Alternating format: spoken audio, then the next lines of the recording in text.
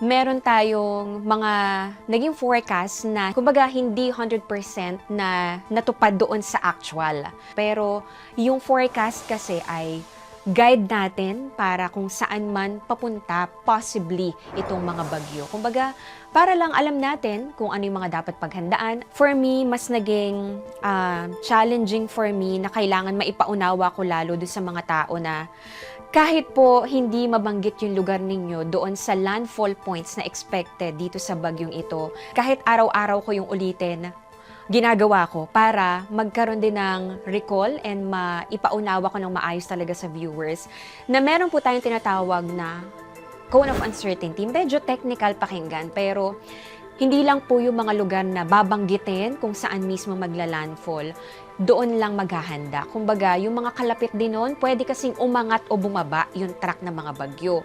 So, kailangan mabanggit ko as a presenter na hindi lang po ito yung exact na dadaanan ng bagyo. Kailangan maging handa rin, pwede yung magbago. May mga nababasa ko na ang tahitahimik dito, kalma-kalmado, ang init-init, ganun.